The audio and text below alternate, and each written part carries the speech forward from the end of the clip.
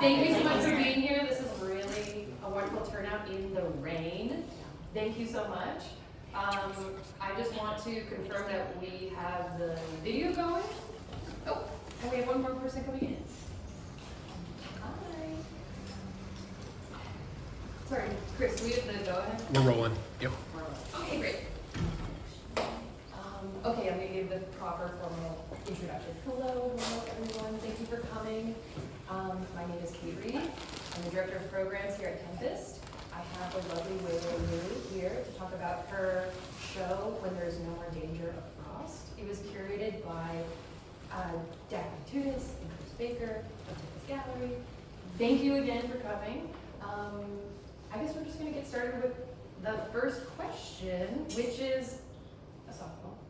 And of course, I gave her all the questions in advance. So don't worry. Doesn't mean not prepared. But she's over-prepared. But I just want to start at the beginning and ask, what were some early experiences or questions that drew you into art, and how did your background shape your current practice? I've always kind of been interested in visual art and writing, like creative writing specifically, in tandem with each other when I was younger. And I think, I studied English literature for my undergrad. I didn't formally study art. But my school had this weird sort of fellowship where you could kind of work outside of your discipline and do a project over the course of 2 years.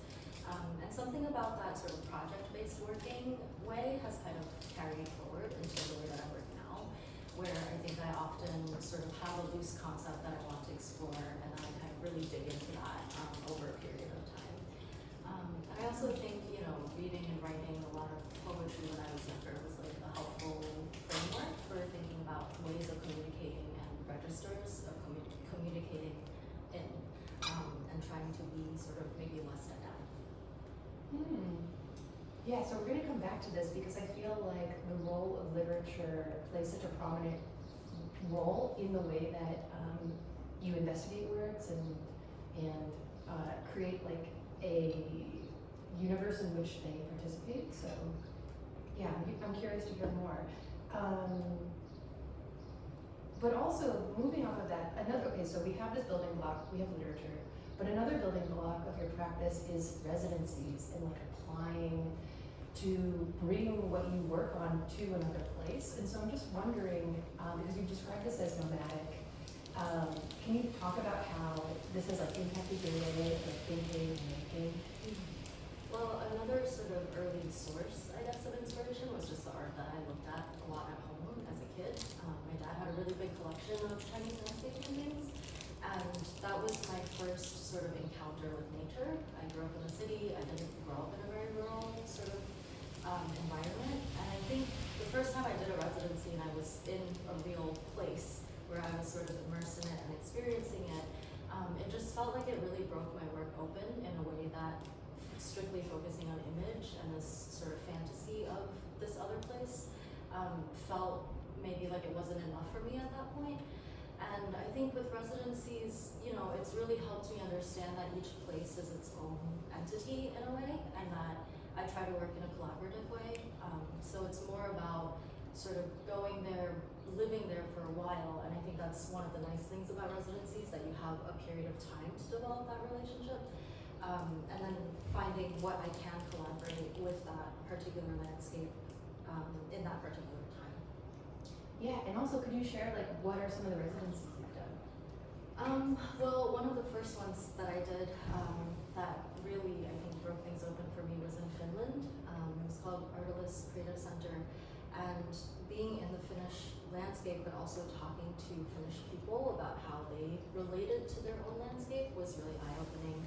Of all these things that I thought were fundamental human problems were kind of actually very American problems and very culturally specific, because the Finnish have a very different relationship to nature and to their landscape. And then also the one that I did in New Mexico, being out in the desert, which is the polar opposite of any landscape that I'm used to. I'm used to seeing trees, I'm used to having things in my horizon line, and kind of being in this place where you almost have a sense of infinity when you look out because there's nothing that stops, was really challenging for me, but in a good way. Same one, like challenging Challenging how? I mean, I think there's something existentially terrifying about looking at infinity, no? Like, Yes. it's a challenging thing for Wow. anyone, I think. But it was also, you know, I ended up doing this piece that was about drawing the circle on the landscape by walking barefoot on it. And part of what I was thinking about was the scale of our lives. That a lot of, you know, travel is one way that we try to increase the scale of our lives, but that's also something that can be done. You know, we live in a society where we really value the monumental and we value the almost spectacle of the monumental, and I think sometimes being quote unquote well-traveled can be part of that sort of image building for myself. And I realized that I did not want to do that. So it sort of made me realize that maybe instead of trying to expand my own limits, that I should look at what is naturally already within my limit and what feels, what feels organic to that. And part of that was like a commitment to the landscape that I live in here, and to not travel and to spend some time just looking at, you know, what is it to be, what does it mean to live here? Yeah, it's almost like imposing creative constraints when you would otherwise be like inclined to participate with the landscape. But I feel like it's still important because you have this kind of like dual capacity to, you know, make use of what you're encountering, but also take that perspective back to your, I don't know, your most familiar environment. I am curious if you're willing to share like some of the research that came out of like intuitively being drawn to New Mexico that then played a role, like, right, because in our earlier conversation we were sort of talking about the role of research and how I think about research. I think there's a pressure to make very research-based work right now, and I think that sometimes that can close you off, that it can make things very predetermined before you start working. And I've tried to work against that inside of myself. So when I went to New Mexico, I didn't do a ton of reading beforehand. Like I brought a lot of books to read while I was there, but I wanted my first impression of the landscape to be just unmediated and like whatever it felt like. And then when I was there, I had this idea about doing this big circle. I really wanted it to be from an aerial view where there was that sense of the expansion or the infinity of that landscape. But then when I was there, you know, sourcing a place where I could actually do this crazy thing, you know, have a drone photographer work with me and find a place where I'm allowed to do something like that. The only place I could find was this dog park. And it's very strange because it is open to the public, but it also is this like very raw, you know, like the earth almost looks pink in the photographs. And when I was doing it, you know, part of the process of doing it barefoot was wanting this more direct, like empathetic sort of relationship to the land that I was working with, because I was using its image, right? So it's like, what was I giving back to it? But in the process of researching that place and, you know, talking to people who lived in Santa Fe and were local to Santa Fe, I found out that there was a really large internment camp for Japanese Americans that historically had been on that dog park, that was sort of what it was converted from. And there's nothing there anymore. There's just like a tiny little plaque or memorial. But it's not like it's not in the name. It's not obvious unless you look for it, I guess. And it was sort of interesting that I was making this piece that was about trying to connect with a very painful landscape, without having necessarily known the history of that. So I think research sometimes comes in this weird, amorphous, like intuitive way where things lead you where you need to go. It's so interesting because it feels like, it sounds like you were like naturally drawn there to this space of like almost apocalyptic context, and then you discover some like empirical fact about that landscape being, having like a devastating history. So it's kind of, I feel like that's, it sounds like it plays into this idea of like the landscape as a kind of material that you're like in conversation with. And seeing it, clearly. I don't think I want to think about landscape as a material though. Okay. I think about it as something that's alive and that, you know, because when you think of something as a material, then you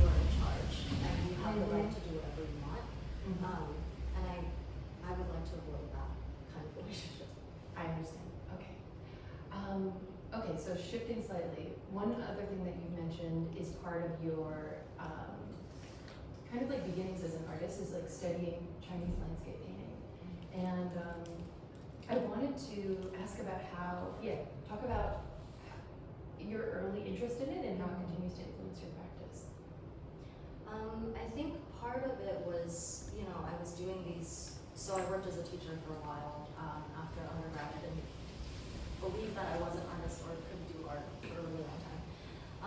And I was making these sort of very gestural, like abstract expressionist paintings. And it was really when I started to try to look at that for what it was, like why I was drawn to that, why that was the language that arose when I didn't have time to go any deeper. I realized where that influence came from, and then sort of went backwards and took art history classes and tried to learn about it more formally. I think it came from an initial place of nostalgia, of this is something that I was really familiar with, and in some ways allowed me to express a connection that I felt like maybe I wasn't able to fully express in my day-to-day life.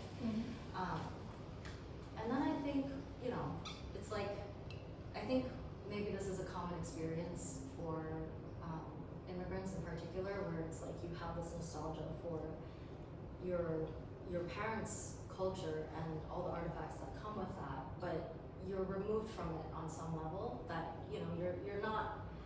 you're not growing up with it in the same kind of immediacy, I think, that if you had not immigrated.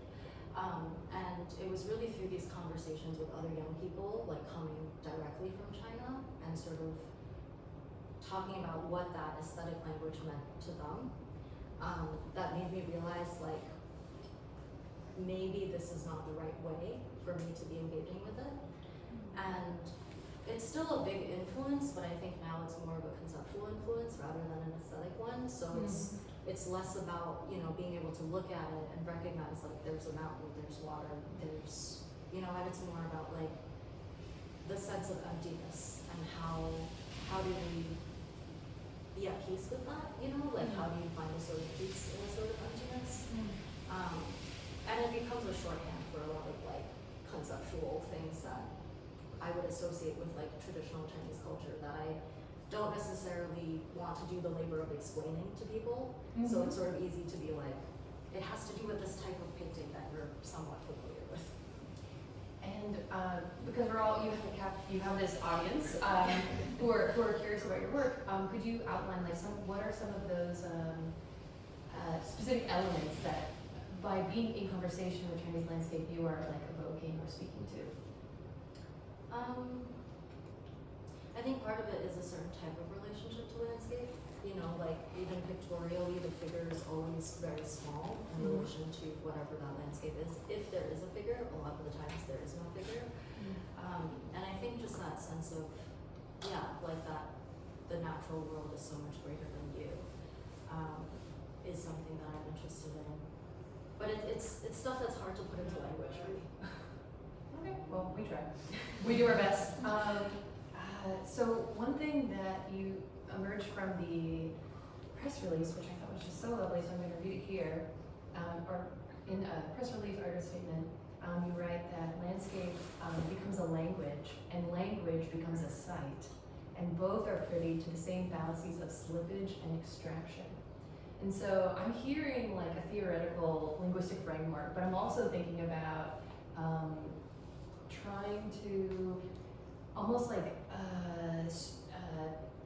create a structure around which we can encounter the physical world in our mind. And I'm just wondering, and also the inherent incapacity to do that. So I don't know, I just wanted to hear more about that the seed of that idea. I think you just said it really well. I think it is about the binary, right? That it's both, for me, there's always a sense of instability in how I relate to place, and then there's a desire for a stronger connection because of that instability. And I think language operates in a similar way for me, where, it's language can be both the source of the greatest intimacy, but also the greatest misunderstandings, right?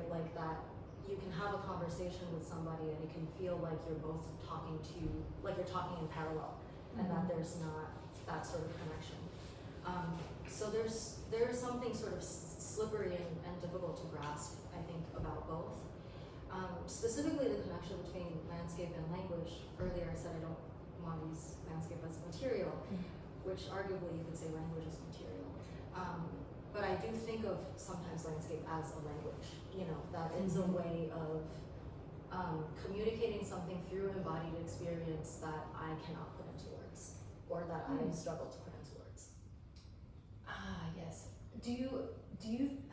Is in this context, now I feel like we have a few terms that we're kind of like working with, like material, landscape, and language. So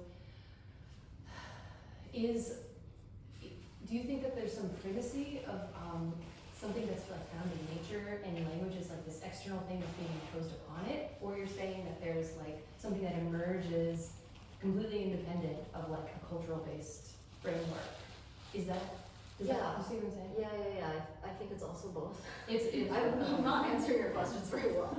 But I think that there is, even the word landscape, right? Like that inherently implies a sort of image rather than just the thing itself. So it's like the words we have are always somewhat inaccurate for what we're trying to describe. And it is, and language is always culturally imbued, right? Like that there's always connotations that are subtly sort of in your choice of individual words and your choice of combination of words. Even in terms of visual language, there are cultural connotations of like what sort of space you're even showing it in, that can shift the understandings of that language. So I think language is a very tricky thing. Yes, but so like ripe with ways to play and enter and like entertain. I think that's really beautiful, and I love talking about it. I also wanted to. Perhaps we didn't talk about this in advance, but I was just curious. Are there like particular theorists or like people that you are interested in this kind of like that help you like give language to this kind of like theoretical framework?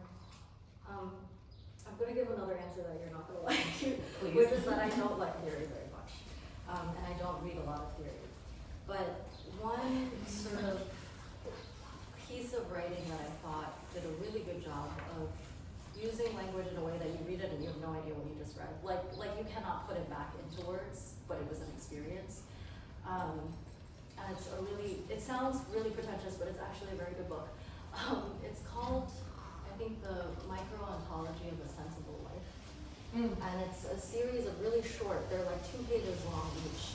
And they're just these very dreamy meditations on like what is an image. It talks a lot about mirrors, and it's very heady stuff. And I read it very slowly, and I'm not done with it. But that's probably as close to theory. Okay, well, I have a new book to read. Very good. Okay, well, I had to ask. So we've talked about landscape, like that's such a beautiful word because it's not merely talking about the land, it's talking about the image or the representation of the land.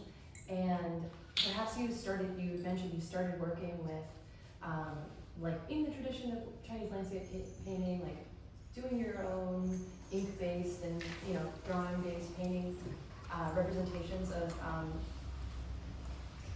the land. I'm questioning myself of the land, and I'm just wondering, like, so now obviously your practice and the room that we're in right now is filled with working with things that are more like physically based, and I'm just wondering, like, what prompted that shift, and what kinds of questions do these materials let you ask more directly?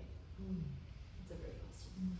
I think that it's taken me like maybe 2 or 3 years, I think, to start to shift from more 2D work to more 3D work. And I think finding my way into installation has been really important. It's about the entire space, and it's not just about an object.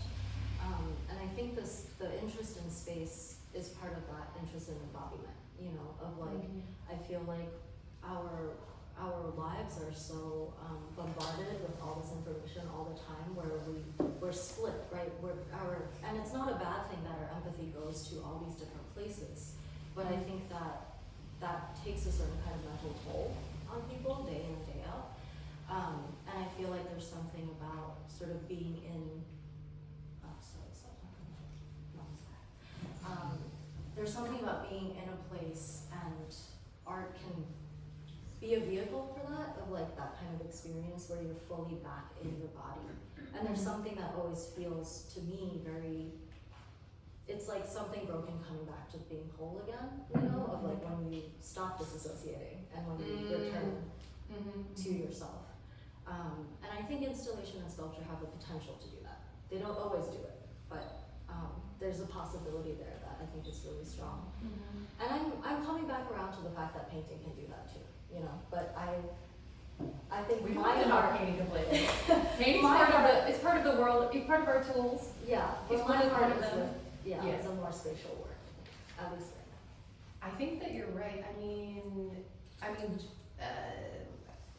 jokingly, before this talk, I said, you know, dissociation is encouraged when one like public speaks, because it is a way of like being in and out of your body. But it sounds like for you, one thing that is like very inherent to your work is presence, and like being in the same space as these materials, and like maybe even a recognition of a shared life or a shared, like, there's something that you recognize in like meeting something in person, or being interacting with it. Yeah, Would you I say? think so. Okay, yeah. Very cool. And okay, so now we're gonna actually talk about the words in the show. Something that I've been curious about and has come through in our conversations is this idea of the grid. And there is like a literal one here with us today. So I'm just wondering, just because it has this like kind of weighty, like art historical like context of like referencing like modernism and you know, among other connotations, I'm just wondering, it seems to appear in your work as like a structure and a metaphor, and I'm just wondering, and something that you also like seem to like resist or transform. What does this grid mean to you in the context of like mapping, modernism, or control? Yeah, I mean, I think on an intuitive level, I've never been very comfortable with grids. There's very many modernist artists that I really respect who work with it, but I've never been compelled to work with it myself. And I think part of the impetus of making this grid and working with these particular materials of, you know, steel and glass was the desire to think about what it means to live right here, you know, where instead of kind of fantasizing about nature as this space of rest, this space where you're not contained by whatever your day job is and whatever, you know, your obligations to other people are, and that it's a sort of space of freedom. I understood it that way because that was not my life here. And I wanted to look at what it was that was here that I wanted to run away from so badly. And I think for me, the grid sort of goes back to these ideas of like efficiency and like things being possible to be duplicated and therefore replaceable and therefore not precious, right? Because if you know, it's like when you buy something and it's cheap and you know you can buy another one. There's this fundamental sort of disregard inherent in that. And so I was interested in thinking about the grid as like a representation of a lot of these structures, you know? But then this particular grid was also from this image that I had found on the Wave Hill website of the greenhouse that had been falling apart. And so it was a literal grid with all these panes of glass that were sort of slipping out of it. And there was something so arresting about that image of like, you know, it's both this moment of failure where the structure that's meant to take care of the plants and make it possible for the plants to survive is no longer doing that function. And it's a read of what a system can be in terms of care. Like a greenhouse is fundamentally an architecture meant to care.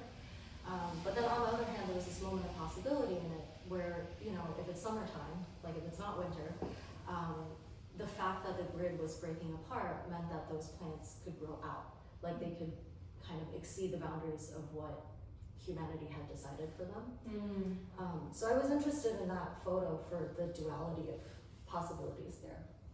Of is it a moment of, you know, some sort of ending, or is it a moment of a possibility of a different kind of beginning? Yeah, and just for context, we catch everyone up. The Wave Hill is a residency in the Bronx that you participated in, and I guess could you also give just a tiny bit of history to like that? Yeah. So it's now a public garden, and it's in Riverdale. It used to be a private estate, and it was a private estate for a really long time, and went through multiple generations of the Perkins family. And then in the 60s or 70s, the family was like basically no longer able to upkeep the grounds, and they turned it over to the city. So now it's this like botanical garden. Anybody can go. There is an entry fee, but it's open to the public, and they do a lot of like arts programming throughout the year, and they have a residency program that lasts like through the winter months. So I was there for 2 months, and that was like a big inspiration for this work. Wonderful. I wanted to also connect because there's two, now that I'm thinking about it, there's actually like two grids. There's like this literal one that we have on the right, but then there's also this piece behind us, which, could you just talk about, gridding as it refers to like urban planning as well? I think there's actually 3 grids. Oh no! Okay, well, we're finding them all. The third grid is the door. Yes. And that's the grid that sort of made me decide to make this work here. But yeah, I mean, for this grid, I was looking at these neighborhoods in Queens. Well, first I was looking at Riverdale, and the fact that Riverdale is very like hilly, the roads don't really follow these like 90-degree angle grids. And there was a very specific history to that, where like they had, the people who were living there had asked 𝙒𝙚𝙞𝙝, who designed Central Park, to write like a topographical survey being like, this land does not make sense to grid.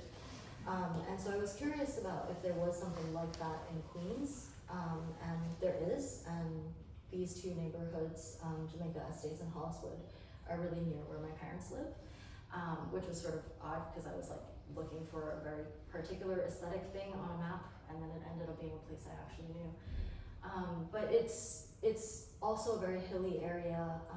Part of the reason why these neighborhoods, as well as Riverdale, are sort of more loosely gridded is because they're also very wealthy zip codes, and there's essentially very big houses. Like the plots of land are really big. And that also made me think about sort of this, like what is nature in the city, right? Like who has access to nature in the city? When you see the map more like this, it's like apartment buildings, it's housing that's more about efficiency than it is about pleasure or leisure. And so I was interested in kind of how something as simple as a map could get at some of those ideas. Yeah, wow. Yeah, it's very powerful. And I love this idea also about you have different ways of breaking the grid in this piece as well as this one. Like in one way, like representing the ungrid, like the more organic happy paths of the way that humans are like living with nature. But then in this piece, it's also like the very specific ways the glass has been removed to allow for the light of the plant to emerge through. Yeah, it could be that possibility. I was also thinking a lot just about the space and what feels very specific about this space to me. And we can't see it today because it's raining, but there's a shadow cast by that window door that sort of converges with the shadow that this grid casts. And I was kind of interested also in thinking about time and sort of like what it means to layer one place on top of another in a piece. All the site-specific work that I have been doing was very much like, it's about this place in this place, and it is about sort of like the being here-ness of that. But then, you know, when you try to show something in the city, it's, especially for me, where my work is generally not based off of this this landscape, then it was like, how can I do something where it is responding to a specificity of this room, but it's bringing somewhere else here as well. Yeah, I totally see that duality because when you have the light streaming in here, it almost like activates it as a greenhouse. So yeah, it's very lovely. One of the things that you mentioned about this piece is that it kind of began with like a photograph of the decaying, abandoned Wave Hill greenhouse, and so I'm just curious if you could speak more about the role of photography in your work. I'm very frustrated by the role of photography in my work, actually. It's something I'm still trying to figure out, of like, photographs often end up, I think because our world is so digital now, that it's really easy for people to feel like a photograph replaces like what the real thing is. And to me, that's like the antithesis of what I'm trying to do. But I was challenged in grad school of like, well, can you think about photography in a more productive way? Is there a way that photography can be not just the end of a project, but something in your process? And so I was sort of interested in like, how do I start with a photograph, you know? And the photograph does allow me access to this moment in time that was, you know, it was before I was born. Like, I certainly wouldn't have seen it myself. And then there's something interesting then about like the fact that the plants are cast, so it's these living beings that are sort of frozen in a specific moment in time. The grid is, you know, this moment in time because it's based off of a photograph, and then you have the very active time that happens with the sunlight, because that's changing every single day, depending on weather conditions, depending on time of day. Beautiful. I also, okay, so I wanted to connect this notion, sorry, I'm taking a hard right. This idea of tender perennials. It is part of the way that you described the work in your artist statement, and one of the ways that you give language to this work. It is such a beautiful paradox, and it feels vulnerable, it feels enduring, and I'm wondering, you know, how does that like continue on as like a thread in the show? So for reference, these three plants are all tender perennials, which is a phrase to describe non-native plants that can't survive in their new landscape without extra care. And I was sort of interested in it because it felt like an antidote to a lot of the language around invasive species and this fear of these, you know, fear of the other for their capacity to outcompete what is already there, right? Like that's this fear that drives a lot of things. And something about the phrase tender perennial, it's like the word tender, I think, just makes you feel something. I don't know why that word is so powerful. But to think of these non-native plants, beings, as beings that need more care, that actually this process of displacement is difficult to survive, that it's not something that it should be treated lightly, I guess.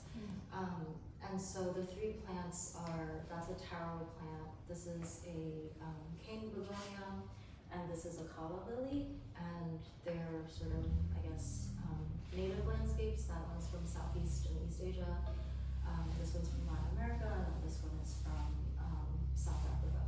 So it's also thinking about how a greenhouse, I mean, partially as a product of colonial like horticulture practices, but a greenhouse is a place where plants from all over the world are gathered in one place, right? And like coexist in one place, and find new relationships of growing together that like would not have happened otherwise. There's also something interesting about this idea of tender perennials where it's very relational to the landscape, so it's a relative term. The taro plant, for example, is considered tender compared to New York's climate, like it can't survive in New York, but it is technically invasive in Texas.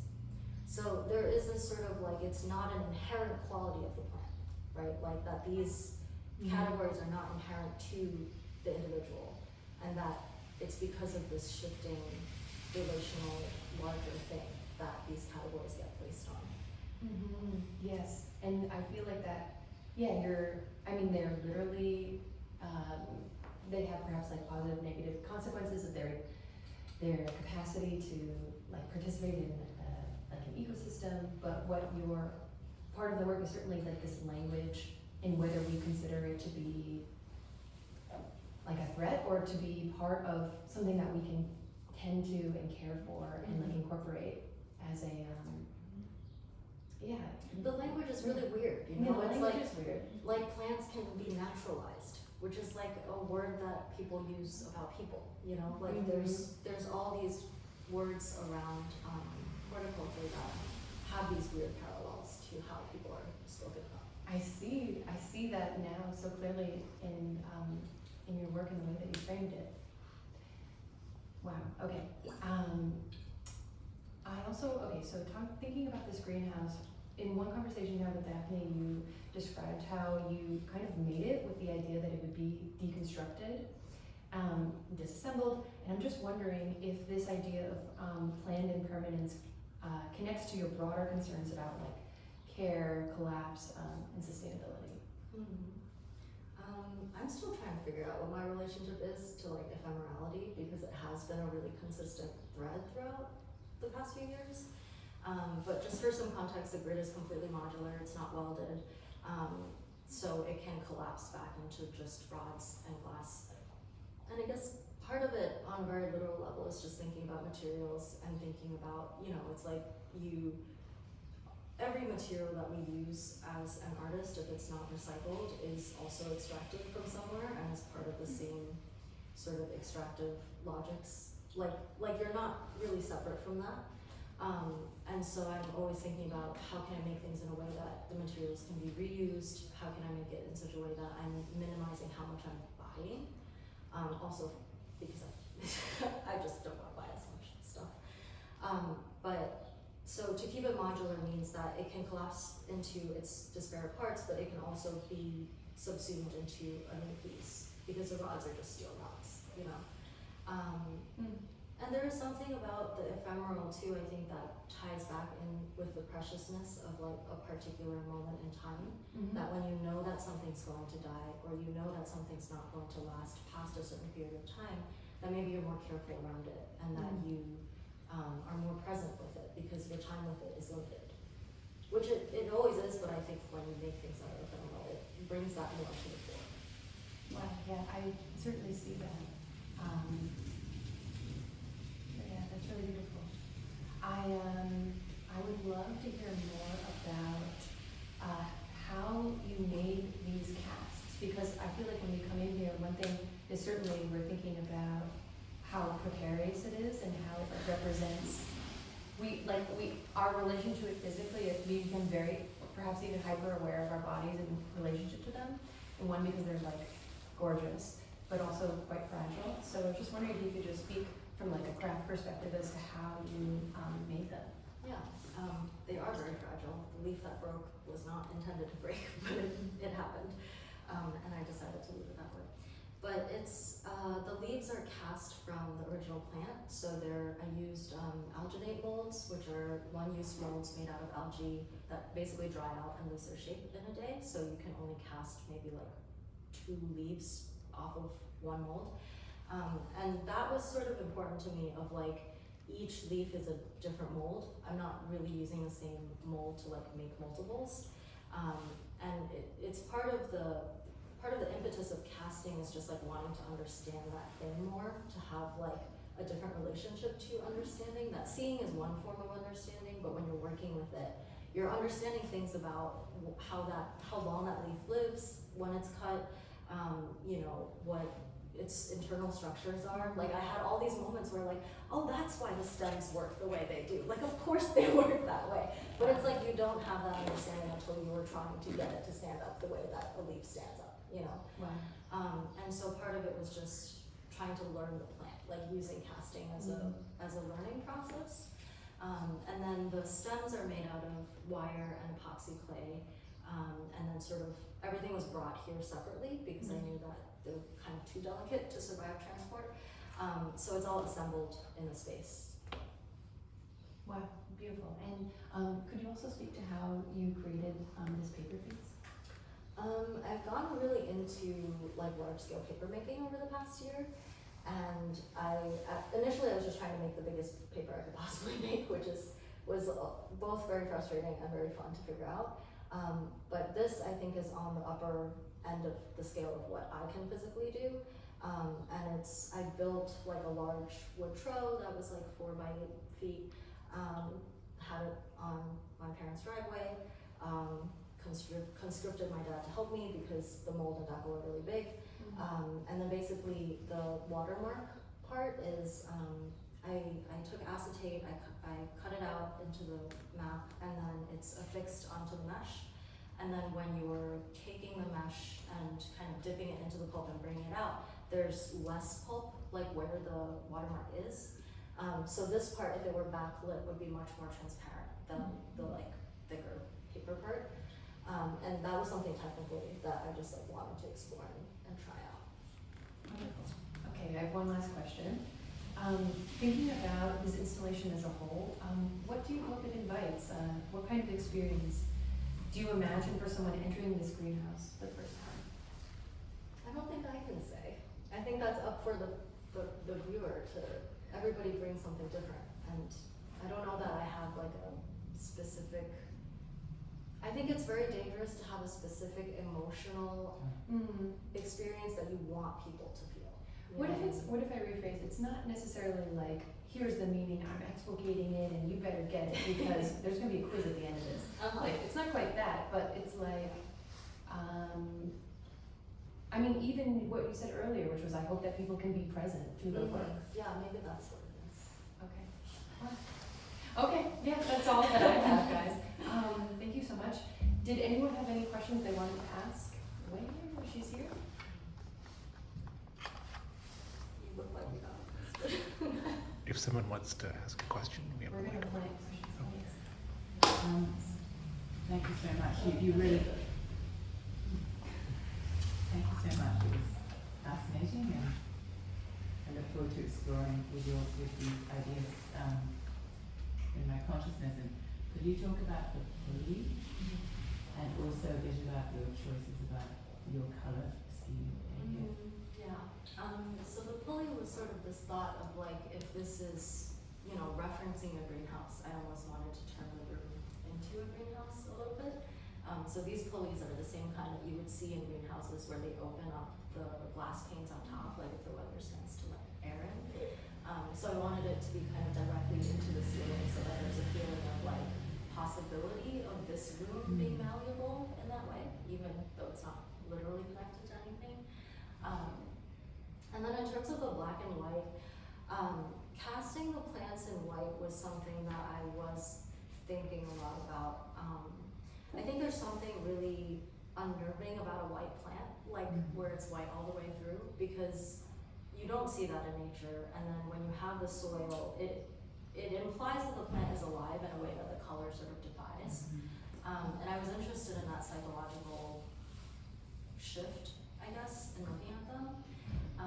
And I had also been, you know, I did this piece at Wave Hill where I was using real branches, and then one branch was sort of covered in paper. And I was thinking a lot there of this idea of like identification from the external. Like, what are the cues that we use to identify a plant? You know, with trees, apparently, if they don't have bark and if they don't have buds, it's very difficult for them to identify what tree that branch came from. And so covering it was sort of this thought of like, you know, that tree, that branch knows exactly where it came from, right? Like, it doesn't need those things to be what it is. But these are sort of external elements that make it legible and categorizable and therefore usable to like humans. And so when you take a plant and you reduce its color, it's like in some way a form of camouflage, or, you know, it's like there's a certain level of its identity to us, like its way that we could categorize it that has been removed. So maybe that's part of the thought. Does anyone else have a question? Rose has a question. Oh, can you pass the mic, please? Yep, here it is.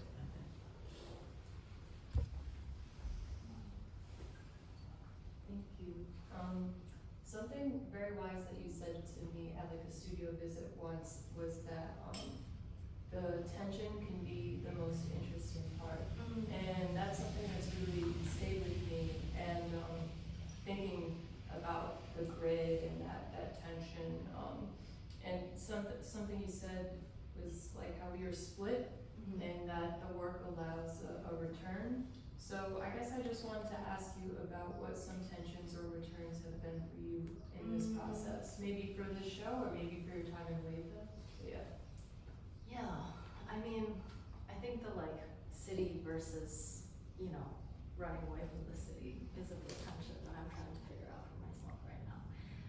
On a very literal level, it's like, do I want to live in New York for the rest of my life? You know, even though my family is here and even though I've kind of taken it for granted for a long time, is it the best place for me to exist as the individual that I know myself to be?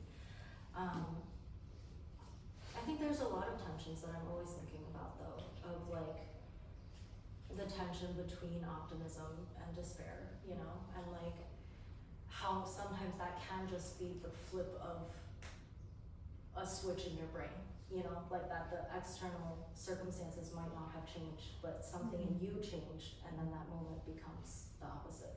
Not to say that there aren't external things that are objectively harder, but yeah, I don't know. I think also the sort of splitting thing and the like wanting to create a space where people can maybe not feel split is because I don't want to feel split, and it's sort of like a desire to find that feeling for myself again too, because I'm not always there.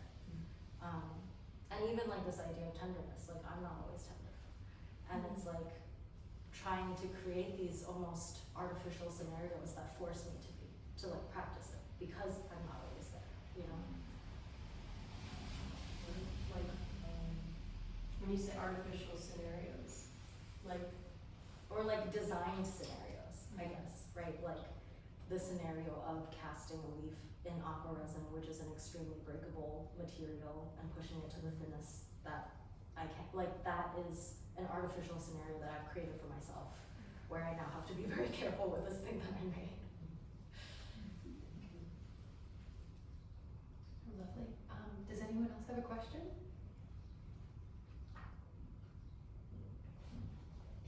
No? Oh. I feel like you talked a lot about Let me get you this mic. Thank you. Sorry. I feel like you talked a lot about your ideas, but I also know your work is very time-consuming and labor-intensive. And I was wondering what your relationship is with labor, and if it's important for you that it is laborious, or if that's just how it is. Yeah, I think that is maybe also a tension inside of myself that I'm trying to figure out, of, you know, the irony of trying to create these spaces that are meant for rest for other people, but that there is no rest in that for me.